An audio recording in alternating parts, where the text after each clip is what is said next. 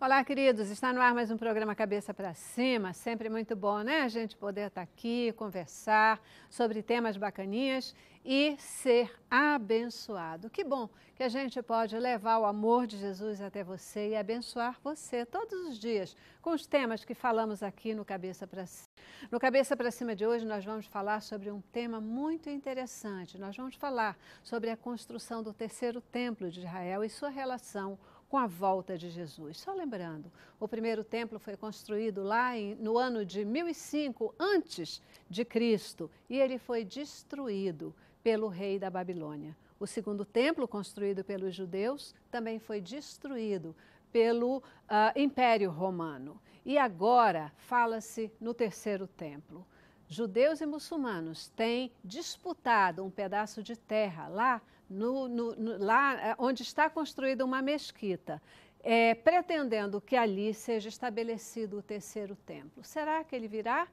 Virá sim, porque a própria Bíblia nos garante que o terceiro templo ele será construído e ele será também um sinal da volta e da vinda do anticristo. No Cabeça para Cima de hoje, nós vamos conversar sobre esse tema e você vai entender melhor toda essa. Esse é o nosso querido pastor Edinaldo Carvalho, ele que é pastor da Assembleia de Deus de Madureira, conferencista de escatologia. Que bom tê-lo aqui com a gente hoje, pastor. Obrigado, Celeste. Quero agradecer a Deus estar de volta, ter essa oportunidade mais uma vez de falar com você acerca desses elementos da profecia bíblica e das constatações históricas que se processam em nossa época, em nossa geração. Agradeço a Deus por esta casa.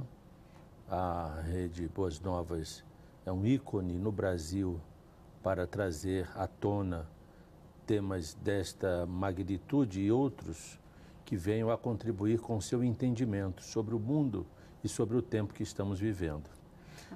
Mando um beijo para a Glorinha e agradeço a você que orou por mim nesse período da minha internação no hospital, mas quero dizer que estou bem e muito alegre de estar aqui. Muito obrigado, Celeste. Bacana quando a gente pode aliar, né, os fatos históricos com os fatos bíblicos. A gente vai percebendo o quanto, percebendo muito mais o quanto a Bíblia, né, ela é verdadeira, ela retrata a história, né, e a gente vê essa questão, né? Hoje, judeus e muçulmanos disputam um pedaço de terra, dizem que é o pedaço de terra mais disputado do planeta, né? Ali onde já foi colocada uma mesquita é onde se pretende construir o terceiro templo. Olhando apenas do ponto de vista histórico, parece uma questão política, parece, né, uma questão mais social, mas tem muito mais, né? Vai muito além do que o político, né, pastor? Sem dúvida nenhuma. O Monte do Templo, é conhecido no hebraico como Harabait, é o local próprio do Templo de Salomão. Esse local foi indicado, segundo o texto bíblico, pelo próprio Deus. Por isso que o templo está para o monte, assim como o monte está para o templo.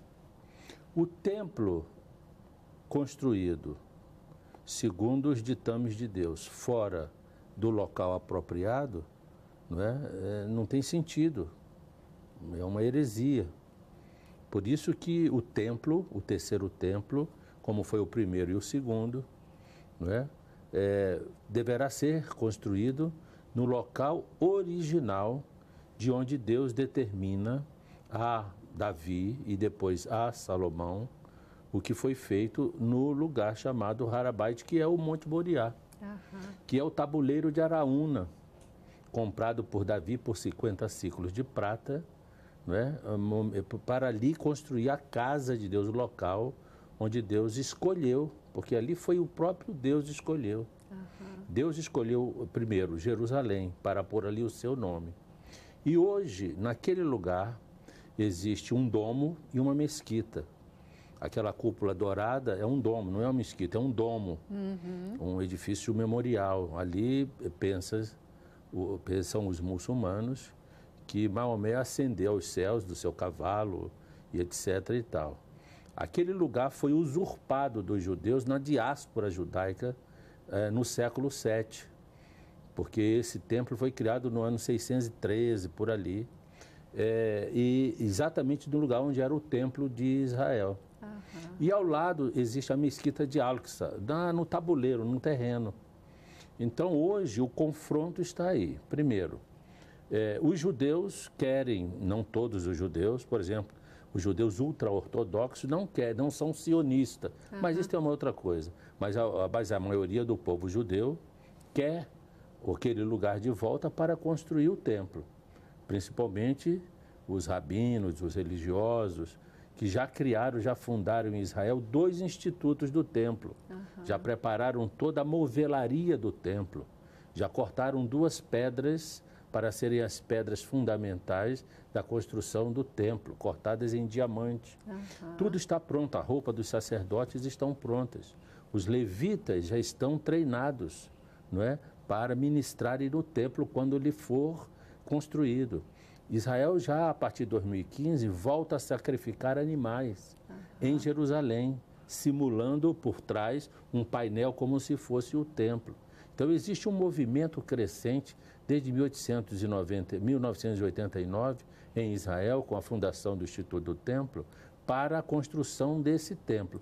O empecilho é que ali estão as 2 construções muçulmanas, né? Está ocupado, e isso está, na verdade, gerando um conflito que se avizinha, um grande conflito, porque aquele lugar será definitivamente, num futuro que não sabemos quando, o lugar da construção do templo de Israel. Porque a profecia diz que o 3º templo é real, vai acontecer, será construído ali, inclusive será profanado pelo anticristo. Isso aqui hoje no Cabeça para Cima, a gente conversando sobre o 3º templo de Israel e sua relação com a volta de Jesus, né? Quer dizer, de repente a gente vê lá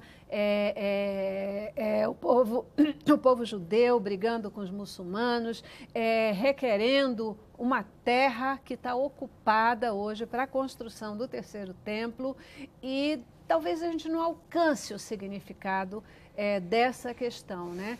Por que se teriam que tirar o que está lá construído hoje para a colocação ou para a construção de um 3º templo, né? Isso leva a uma questão política, aí parece que de posse de terra, parece que remete a outras questões e não necessariamente a uma questão bíblica, né, pastor? Necessariamente é uma questão bíblica.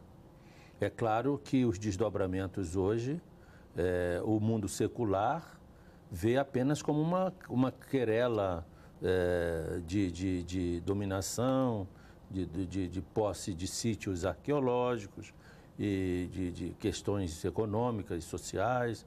Mas se nós formos analisar e olhar a questão pelo viés bíblico, aquele lugar foi entregue pelo próprio Deus ao povo de Israel, e Deus, dentre a Canaã, dentre as 12 tribos, que o professor Ronald já explicou aqui, a divisão do reino, a partir de Salomão, com as 10 tribos do norte e as 2 tribos do sul, de todas as 12 tribos, Deus escolhe Jerusalém.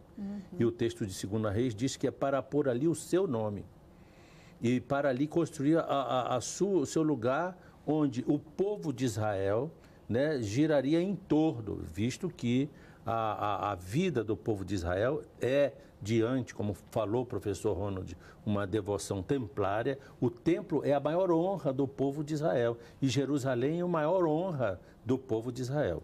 Jesus, quando estava no Monte das Oliveiras, olhando para a cidade de Jerusalém, ele falou aquilo que se tornou uma profecia realizada, que ele olhou e disse assim: olha, esta cidade não ficará sobre ela pedra sobre pedra. Né? Ó Jerusalém, que mata os teus profetas, quantas vezes eu quis agasalhar teus filhos, ser o Messias, ser reconhecido como o Messias de Israel, mas vocês não quiseram. Portanto, não ficará pedra sobre pedra, e não me vereis mais, até que venhais a dizer: bendito é o que vem em nome do Senhor. Jesus estava já antecipando cerca de 34 anos antes do ocorrido, 37 anos antes do ocorrido, que a cidade ia cair, e caiu. Então, no cerco a Jerusalém, muito bem narrado por Flávio Joséfo, um cerco de quase 6 meses de guerra. Acontecia fora da cidade o cerco das divisões romanas e dentro da cidade uma revolução civil que envolvia os 3 partidos políticos de Israel. Flávio Joséfo diz que 1.198.000 judeus foram mortos naquele momento e 112.000 corpos foram jogados por cima da cidade de Jerusalém. Os romanos entraram liderados por Tito, filho do imperador Vespasiano, e destruiu e matou, foi uma mortandade, porque era a época de Páscoa. A cidade tinha quase 3 milhões de pessoas, não é? Porque foram imolados, de acordo com o censo, mais de 250.000 animais. As pessoas se juntavam em Jerusalém, em torno do templo, no período da Páscoa, para os ritos de purificação. Então as pessoas levavam suas pombinhas, seus cordeirinhos, e a partir desta contabilidade, feita pelos sacerdotes, julga-se que na cidade, nesse período, tinham quase 3 milhões de pessoas cercadas pela guerra contra Israel. Então ali, naquele momento, o templo foi destruído, mas a terra, segundo o que diz a Bíblia e a história, pertenciam aos judeus. Somente no século XVI, os muçulmanos se assenhoraram, se apossaram daquela terra, daquele espaço, uma vez que Israel estava na diáspora. Israel, a partir do ano 70, e depois a partir do ano 135, com a guerra do Coiba, eles dispersaram-se pelo mundo inteiro. Eles perderam a terra, perderam o templo porque foi destruído. Tito levou, por exemplo, julga-se que a menorá do templo foi levado para Roma, porque está lá nos arcos de Tito. Os sacerdotes foram mortos, o templo foi queimado, os sacerdotes mortos, destruídos, não ficou pedra sobre pedra, como disse Jesus Cristo. Então, aquele lugar, de acordo com a Declaração Balfour de 1917, durante a Primeira Guerra Mundial, constata que aquela terra de direito é de Israel, mas que hoje não apenas os muçulmanos, mas também a ONU, as nações, mais de 130 nações, inclusive a Unesco, estão dizendo que aquelas terras não pertencem a Israel, mas pertencem à Palestina e dos muçulmanos. Eu quero dizer que os muçulmanos não existem, ou melhor, que a Palestina não existe. A Palestina é um factoide. Não existe uma cultura palestina. Não existe uma moeda palestina, não existe uma história palestina, não existe uma língua palestina. Na verdade, são os árabes. Os árabes. E agora, o grande confronto é que tentam criar o Estado palestino, vai ser criado, e o maior problema é que querem dividir Jerusalém ao meio, para que a cidade velha de Jerusalém passe a ser base de capital do futuro Estado palestino. E a cidade velha de Jerusalém é exatamente onde está o Harabait, que é o lugar do templo. Agora, o Domo da Rocha e a Mesquita de Al-Aqsa vão sair dali? Vão sair. Como? Não sei. Será um acordo, como alguns teólogos dizem, que será um acordo com o anticristo. Outros pensam que poderá ser uma bomba que Israel não interceptará e que cairá no Domo da Rocha, destruindo os 2 edifícios para suscitar a construção do terceiro templo. Outros suscitam um grande terremoto, que colocará, naturalmente, essas construções abaixo. Sendo de uma forma ou sendo de outra forma, a Bíblia diz que o anticristo vai profanar o templo, porque Jesus falou assim, que quando ele se assentasse no lugar querendo ser Deus, na casa de Deus, querendo ser Deus, e Paulo fala também, e Daniel fala também. Então, isso significa dizer que se assentar no templo, num templo que não existe hoje, mas que vai passar a existir muito em breve. Para finalizar, dar oportunidade a Ronald, O grande sinal, para o arrebatamento da igreja, eu que sou pré-tribulacionista e creio no arrebatamento, não há sinais. O arrebatamento pode acontecer agora, sem sinais prévios. Os sinais que estão elencados em Mateus 24 não são para a igreja, é para o retorno glorioso de Jesus. Para o arrebatamento não há sinais, mas há um grande indicativo, a construção do templo. Porque se o templo será naturalmente profanado pelo anticristo e o templo já está em vias de ser construído, não é? Naturalmente o arrebatamento da igreja precederá a construção do templo. Hoje não é segredo para ninguém, Israel já está muito avançado na construção do templo, já existem as plantas arquitetônicas, já existem as plantas virtuais, já existe quase toda a movelaria, a roupa do sacerdote, dificílima de ser construída e gerou uma grande pesquisa arqueológica, já está pronta, não é? Os levitas já estão treinados, tudo está pronto para a construção do terceiro templo, dependendo apenas de liberação do local, que não sabemos como acontecerá. Na verdade, isso que Ronald está falando é exatamente como diz a palavra. Por isso que não haverá paz entre muçulmanos ou entre árabes e judeus. A ONU é tendenciosa. A ONU é contra Israel. O governo brasileiro é contra Israel. O governo do Lula foi antissemita. O governo da Dilma foi antissemita. E o governo do Temer está em cima do muro, que é pior ainda. Verdade.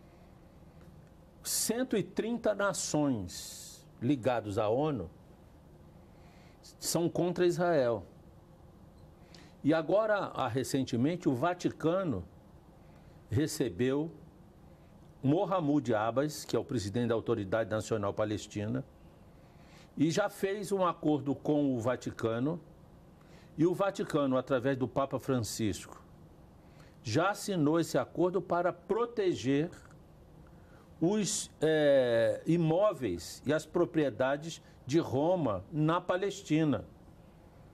Entenda-se por Palestina os sítios arqueológicos da Cidade Velha de Jerusalém. Então Israel está sozinho nisso, porque a ONU está do outro lado, o Brasil está contra, e os países querem dividir Jerusalém ao meio para entregarem aos árabes e constituírem ali a capital do Estado palestino com a metade de Jerusalém. Ora, aí está o conflito, porque Israel não vai entregar Jerusalém. Porque Jerusalém é de Israel. Agora, esse conflito entre judeus e árabes remonta à história, como disse o professor. Deus promete a Agar que Ismael teria sua parte, que moraria nas fronteiras de Israel, mas que seria como jumento selvagem. E que isso aí já traça o perfil da personalidade dos árabes, que são raivosos e querem destruir seu irmão Israel. Porque, na verdade, isso é uma briga entre irmãos e meio-irmãos. Isaac e Israel. Ismael, irmão de Isaac por Abraão, filho de Agar com Abraão. E Esaú, que deu origem aos Edonitas, que se juntou com Ismael e formou o povo árabe. Então, nesse conflito espiritual histórico, somente o príncipe da paz colocará a paz. Por isso que quando Jesus voltar, haverá paz no Oriente Médio. Mas até a geografia celeste será modificada. Porque aquilo que Deus deu a Israel, Canaã, que vai lá dos arroios do Egito até o Eufrates, será recomposto ao povo de Israel no período do milênio. Perfeito. Nós abordamos isso desse livro, mostrando inclusive a geografia da Terra Santa depois da volta de Cristo, né? Entendeu? Agora, o conflito hoje trata-se em torno do terreno que será construído o monte do templo. Perfeito. Vai ser construído, mas a guerra está aí. No próximo bloco, o monte do templo, no próximo bloco eu vou dizer as duas populações que disputam um terreno de um tamanho de 5, 6 Maracanã. O problema, Celeste, também, queridos telespectadores, é que a igreja esqueceu do reinado de Cristo. O objetivo da construção do templo é porque Cristo vai reinar no templo, vai reinar na terra. Se a Bíblia diz, eu creio, se o Espírito Santo fala comigo da minha limitação, me convencendo de que Jesus voltará como homem. Porque as pessoas fazem uma ideia errada de Jesus. Jesus é homem. Jesus é o Deus que se fez homem. Habitou entre nós. E foi assunto na sua transcendência, a casa do Pai, como homem. Então há um homem morando na casa do Pai. E voltará como homem. 100% homem, embora 100% Deus. Jesus tem que voltar à terra para reinar, porque senão Satanás será o grande vencedor da epopeia humana. Se o mundo encerrar-se, se o mundo terminar como está hoje, o diabo foi o grande vencedor. Jesus terá que vir para santificar o 7º dia, que é o Shabat Gadol, o grande sábado. Nós já vivemos 6.000 anos, já vivemos 6 dias, e Deus diz que o 7º ele vai santificar. Como? Com a volta de Jesus à terra.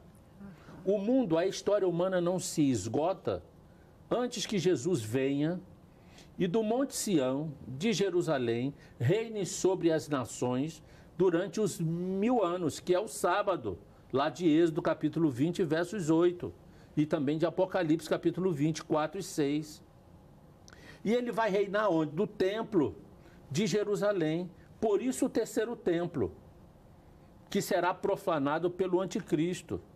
Portanto, o início do milênio será no 3º templo, mas o 3º templo será refeito, porque o 3º templo não será construído na sua, vamos dizer assim, integralidade com relação ao como foi o de Salomão. Esse de como foi o de Salomão será o de Ezequiel, que será o templo do milênio, que será o 4º templo. Então, os 2 templos de Israel, de Salomão, reconstruído, e depois o de Zorobabel, e depois reformado por Herodes. Aquele muro que chama de Lamentações, na verdade é o Cotel. Ali não faz parte do templo. Aquilo ali é um muro de arrimo, de sustentação daquele tabuleiro, que é o Harabait. Não é? O templo será construído exatamente no lugar onde está hoje o Domo da Rocha, que foi o lugar onde tem o altar de Abraão. Naquele lugar, Abraão levou Isaac ao sacrifício. Melhor, o sacrifício de Abraão, que levou a sacrificá-lo Isaac. E outra coisa, esse negócio que diga que Abraão não sacrificou Isaac, sacrificou o cordeirinho que estava enganchado, não é verdade. Se você fizer uma releitura no Gênesis 22, você vai ver que Abraão sacrificou Isaac para valer. Ele só não o matou, porque matá-lo já não era mais necessário, porque o próprio anjo do Senhor, que é Jesus Cristo, falou com ele, precisa mais não. Porque o sacrifício já tinha acontecido no coração dele. No coração, nem tanto. No mundo espiritual, já havia sido selado. Então, ali naquele lugar se tornou santo. Segundo a tradição judaica, onde hoje está o Domo da Rocha e tem aquela pedra, daquela pedra Deus tirou a porção para fazer Adão. Então, existe todo não apenas um simbolismo, um cerimonial, mas a misticidade da crença judaico-cristã em torno do Harabait. Agora vem a ONU, dizer que o Harabait não é de Israel, dizer que, por exemplo, você sabia que na Guerra dos 6 Dias, Israel tomou e poderia ter destruído tanto a Alça como o Domo da Rocha. Mas numa ação de boa vontade de Israel, na Guerra dos 6 Dias, através de Moshe Dayan, devolveu aquele terreno para a Waqfa, que é quem cuida hoje da administração daqueles terrenos. Os judeus, em grande grupo, nem podem ir no centro, no Harabait, porque existe conflito. Não é? Então, a situação é dramática. Perfeito. Por um lado, existem 7 milhões, pense nisso, 7 milhões de judeus em torno do Harabait, querendo o Harabait de volta, ou seja, o monte do templo, para construir o templo. E existem 1 bilhão e 500 milhões de árabes em torno de Israel.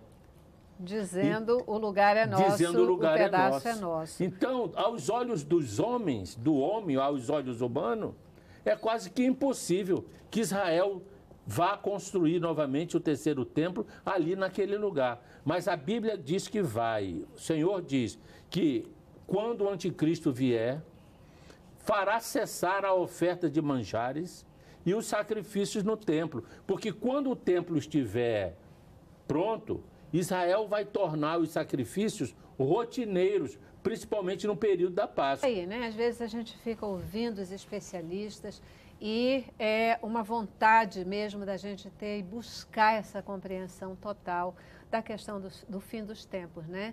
E a gente vê tantos sinais, os sinais que acontecem, os sinais que mostram que Jesus está voltando. Só que a gente diz, olha, Jesus está voltando, mas ainda vamos ter o terceiro templo, vamos ter o quarto templo antes da volta de Jesus, né? Jesus constrói o quarto templo durante o seu reino milenar.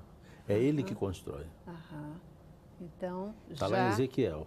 Ele já estará aqui. Já estará reinando. Já estará aqui reinando entre nós. Posso dar uma partezinha? Pode. E não eu não sou especialista. Porque se eu tentasse me especializar, eu encheria minha cabeça de letras, de conceitos, de filosofias. Tudo isso que eu esposo, que eu falo, vem do meu sentimento, do meu... Não é coração, não, é da minha mente. Coração é a linguagem romântica. Eu, na verdade, procuro saber o mínimo possível e me deleitar somente naquilo que eu percebo e que sou inspirado, aí sim, por uma transcendência que eu reputo ser o Espírito Santo.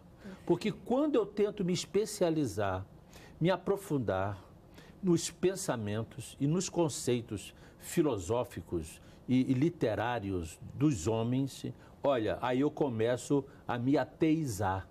Eu começo a crer, eu passo nem a crer em Deus, quanto mais me aproximo de muita intelectualidade. Pastor. Então, na verdade, eu faço apenas um surf na onda que eu recreio, que é o Espírito Santo que cria no meu coração. Buscando entender o que está dito na palavra e colocando, sobretudo, fé, né? Naquilo que essa palavra diz, para poder olhar para frente e fazer as interpretações. O professor falou do reino milenar e falou da patrística. Os pais da igreja, não da Alexandria, mas de Antioquia, a maioria deles falavam do milênio. Perfeito. Isso há 2000 anos.